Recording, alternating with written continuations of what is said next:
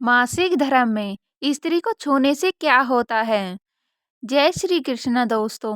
आज हम आपको बताने वाले हैं कि मासिक धर्म में स्त्री को क्यों नहीं छूना चाहिए। एक समय की बात है, भगवान शिव और माता पार्वती कैलाश पर्वत पर बैठे हुए थे।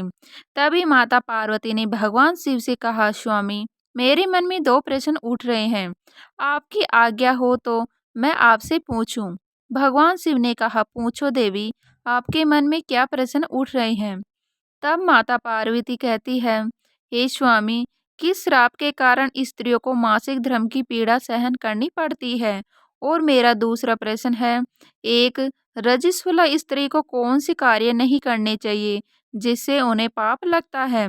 भगवान शिव कहते हैं, हे देवी, आज आपने मानव जाति के कल्याण के लिए बहुत ही महत्वपूर्ण प्रश्न किए हैं। तुम्हारे इन दोनों प्रश्नों के उत्तर माधव पंडित की इस प्राचीन कथा से प्राप्त हो जाएगी। इस महान कथा को सुनने मात्र से ही समस्त पापों का नाश होता है।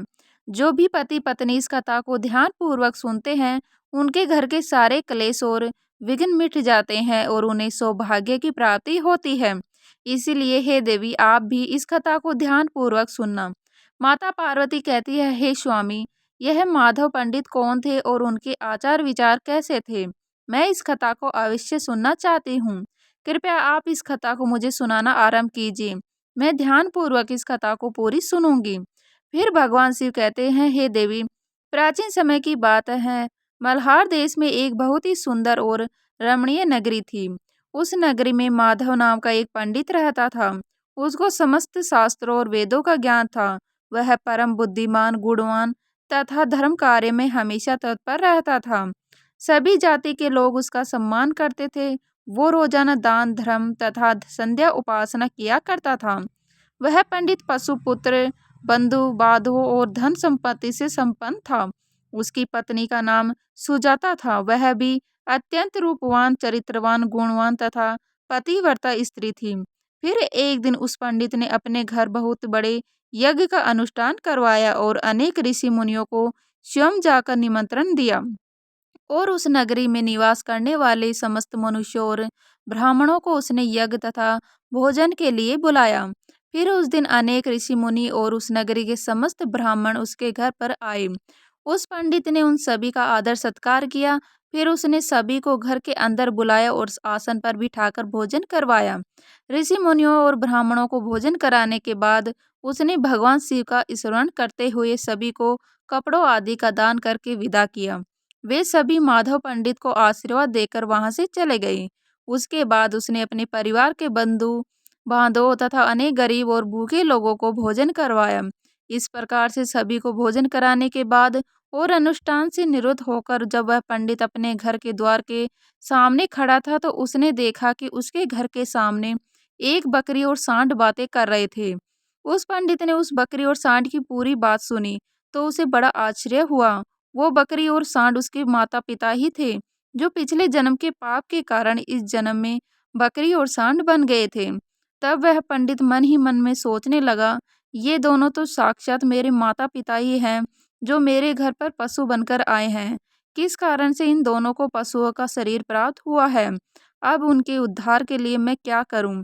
इस प्रकार मन में विचार करते हुए उस पंडित को रात भर नींद नहीं आई और वह रात भर भगवान शिव का स्मरण करते हुए सोच विचार करने लगा। उसने सोचा, मेरे माता पिता की मुक्ति का उपाय केवल ऋषि श्रृंगी ही बता सकते हैं। फिर सुबह होते ही माधव पंडित स्नान आदि कार्य से निवृत्त होकर ऋषि श्रृंगी के आश्रम पर पहुंच गया। आश्रम पर पहुंचते ही ऋषि श्रृंगी ने माधव पंडित का स्वागत किया और कहने लगे, हे पंडित जी, आज किस कारण से आपका हमारे आश्रम में आगमन हुआ है? आपके मुखमंडल पर ये कैसी उदासी छाई हुई है?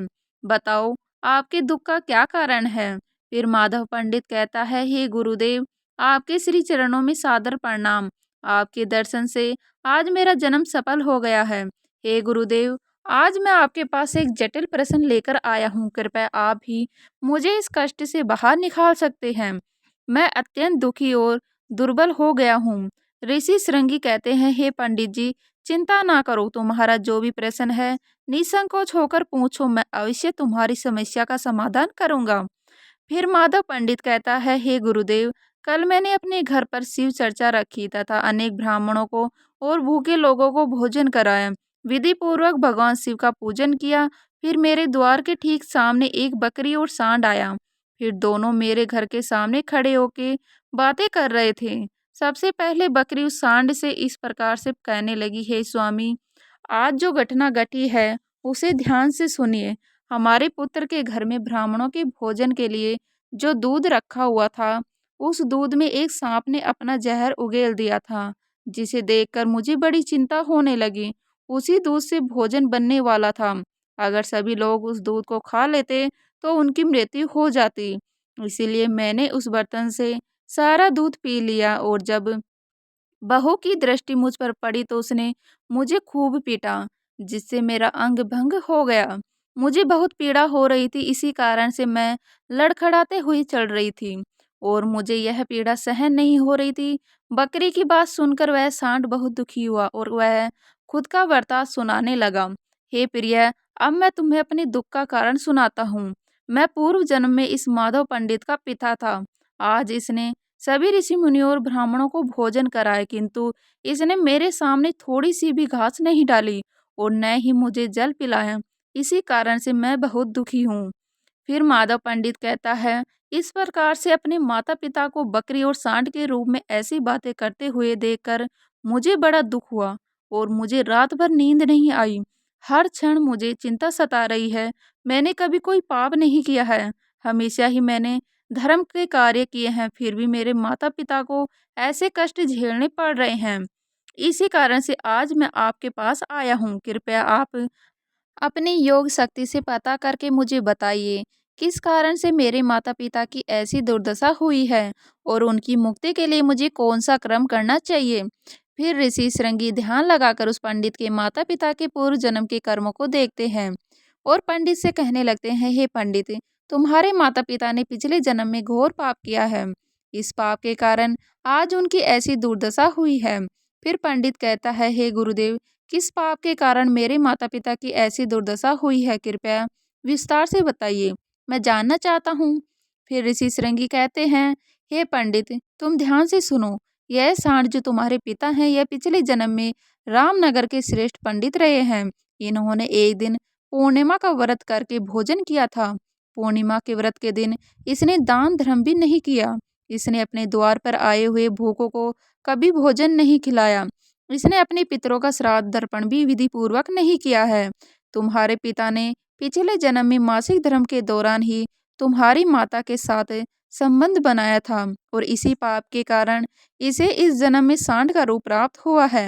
अब तुम्हारी माता के बारे में सुनो। तुम्हारी माता ने रजस्वला होते हुए भी भोजन बनाया। मासिक धर्म के दौरान ही इसने भगवान की पूजा की, तुलसी को जल चढ़ाया। रजस्वला होते हुए भी इसने भगवान को भोग लगाया, इसी कारण से इसे महापाप लगा है। मासिक धर्म के दौरान स्त्री 3 दिनों के लिए अपवित्र हो जाती है।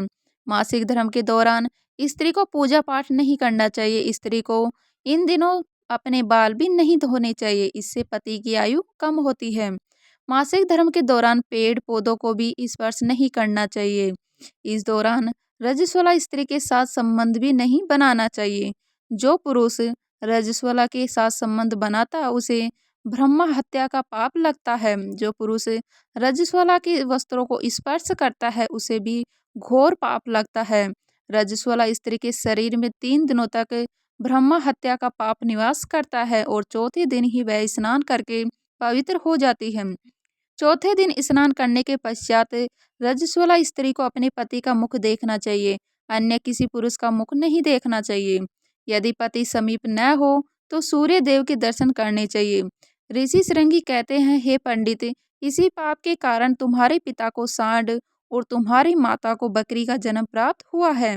माधव पंडित कहता है, हे गुरुदेव, अब आप मुझे अपने माता पिता की मुक्ति के लिए कुछ उपाय बताइए। ऋषि श्रृंगी कहते हैं, हे पंडित, तुम किसी भी अमावस्या के दिन अपने माता पिता की मुक्ति के लिए श्राद्ध तथा तर्पण करो और दान धर्म करो, गायों की सेवा करो और अपने माता पिता की मुक्ति के लिए भगवान से प्रार्थना करो। फिर वह पंडित वही करता है। फिर उसके माता पिता को समस्त पापों से मुक्ति मिलती है। फिर भगवान शिव माता पार्वती से कहते हैं, हे देवी, मैं तुम्हें रजस्वला स्त्री को कौन से कार्य नहीं करने चाहिए इस विषय में बता दिया। अब मैं तुम्हें बताता हूँ किस कारण से स्त्री को मासिक धर्म से गुजरना पड़ता है। सतयुग में कालकूट नाम के प्रसिद्ध असुर हुआ करते थे। दानव होने के कारण उनका स्वभाव उग्र था और वे हमेशा ही युद्ध करने के लिए तत्पर रहते थे। फिर एक दिन सभी दानव वज्रासुर के साथ मिलकर स्वर्ग लोक पर चढ़ाई करने लगे।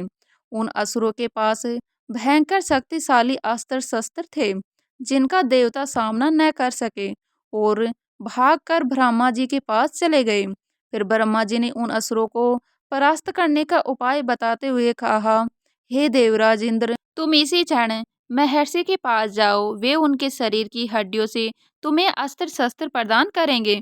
उन्हीं अस्त्र शस्त्रों का प्रयोग करके तुम उन असुरों का वध कर सकोगे। फिर सभी देवता महर्षि के आश्रम पर जाते हैं और उनसे प्रार्थना करते हैं, अस्त्र शस्त्र प्रदान करने की विनती करने लगते हैं। फिर संसार के कल्याण के लिए महर्षि अपने शरीर की हड्डियों से अस्त्र शस्त्रों का निर्माण करते हैं और उन्हीं अस्त्रों में से एक ब्रज नाम का अस्त्र होता है जिन्हें देवराज इंद्र धारण कर लेते हैं। फिर सभी देवता उन असुरों से युद्ध करने के लिए निकल जाते हैं। देवता और असुरों के बीच भीषण युद्ध होता है। सभी देवता आकाश में असुरों से युद्ध के लिए इकट्ठे हो जाते हैं और प्रहार करने लगते हैं। अग्निदेव अग्नि के प्रभाव से दैत्यों को जलाने लगते हैं। फिर अग्नि के प्रभाव से असुरों के शरीर जलने लगते हैं। फिर वरुण देव जल की वर्षा से असुरों को डुबो देते हैं, जिससे असुर त्राही त्राही करने लगते हैं। अनेक दिनों तक इस प्रकार से देवताओं और असुरों से भीषण युद्ध चलने लगता है। फिर देवराज इंद्र और वृत्रासुर अपने आमने सामने आ जाते हैं और दोनों के बीच भीषण युद्ध होने लगता है। और फिर देवराज इंद्र अपने ब्रज का प्रहार करके वृत्रासुर को मार डालते हैं। वृत्रासुर की मृत्यु होते ही उसके शरीर से ब्रह्मा हत्या बाहर निकलती है और देवराज इंद्र का पीछा करने लगती है। फिर वह ब्रह्मा हत्या के इंद्र के शरीर में प्रवेश कर जाती है, जिससे इंद्र को ब्रह्मा हत्या का पाप लगता है। फिर देवराज इंद्र ब्रह्मा जी के पास जाते हैं और उनसे ब्रह्मा हत्या से छुटकारा पाने के लिए कहते हैं। फिर ब्रह्मा जी उस ब्रह्मा हत्या को देवराज इंद्र के शरीर से बाहर निकलने की आज्ञा देते हैं और वह ब्रह्मा हत्या इंद्र के शरीर से बाहर निकलकर ब्रह्मा जी से कहने लगती है, हे परमपिता, अभी तक मैं वृत्रासुर के शरीर में निवास कर रही थी क्योंकि उसने अनेक ब्रह्मा हत्याएं की थी। जब इंद्र ने उसकी हत्या कर दी तो मैं इंद्र के शरीर में निवास करने लगी। अब आप ही मुझे उचित स्थान दीजिए जहाँ पर मैं रह सकूं। फिर ब्रह्मा जी कहने लगे, हे ब्रह्मा हत्या, मैं तुम्हें उचित स्थान देता हूँ। फिर ब्रह्मा जी ने ब्रह्मा हत्या के 4 भाग कर दिए और कहा, हे ब्रह्मा हत्या, तुम्हारा एक भाग अग्नि के भीतर रहेगा। जो भी मनुष्य अग्नि को आहुति नहीं देगा तो उसके शरीर में प्रवेश कर जाना। तुम्हारा दूसरा भाग जल के भीतर रहेगा। जो भी जल में गंदगी फैलाएगा अथवा मलमूत्र का त्याग करेगा, तुम उसके शरीर में प्रवेश कर जाना। तुम्हारा तीसरा भाग पेड़ पौधों में रहेगा। जो भी मनुष्य बिना कारण ही वृक्षों को काटेगा, उसे भी ब्रह्मा हत्या का पाप लगेगा। फिर ब्रह्मा जी ने अप्सराओं को अपने पास बुलाया और कहा, हे अप्सराओं, इस ब्रह्मा हत्या का 1/4 भाग तुम ग्रहण करो। अप्सराएं कहने लगी, हे प्रभु, आपकी आज्ञा से हम इसे ग्रहण करने के लिए तैयार है, किंतु हमें भी इससे मुक्ति का उपाय बताइए। फिर ब्रह्मा जी कहने लगे, हे अप्सराओं, जो भी पुरुष रजस्वला स्त्री के साथ संबंध बनाएगा उसके अंदर यह ब्रह्म हत्या प्रवेश कर जाएगी। इस प्रकार से ब्रह्म हत्या के 4 भाग हो गए, एक अग्नि में, दूसरा जल में, तीसरा पेड़ पौधों में और चौथा स्त्रियों के अंदर प्रवेश कर गया। इस ब्रह्म हत्या के पाप के कारण स्त्रियों को मासिक धर्म होता है। जो भी पुरुष मासिक धर्म के दौरान स्त्रियों को स्पर्श करता है अथवा उनके साथ संबंध बनाता है, उसे ब्रह्म हत्या का पाप लगता है। भगवान शिव कहते हैं, हे देवी पार्वती, इस प्रकार से मैंने आपको स्त्री के रजस्वला होने के पीछे के कारण और रजस्वला स्त्री को कौन से कार्य नहीं करने चाहिए आदि के विषय में बता दिया है। फिर माता पार्वती कहती है, हे स्वामी, आज आपने मुझे बहुत ही महत्वपूर्ण ज्ञान दिया है। मैं भी आपको वचन देती हूँ, जो भी स्त्री मासिक धर्म के दौरान पूजा पाठ करेगी और पति के साथ संबंध रखेगी, उसके घर में मैं कदापि प्रवेश नहीं करूँगी। वीडियो अगर पसंद आया हो तो वीडियो को लाइक और हमारे चैनल ज्ञान सागर को सब्सक्राइब कर लीजिएगा। तो मिलते हैं इसी तरह की नई वीडियो के साथ, तब तक के लिए जय हिंद, जय भारत, जय श्री राम।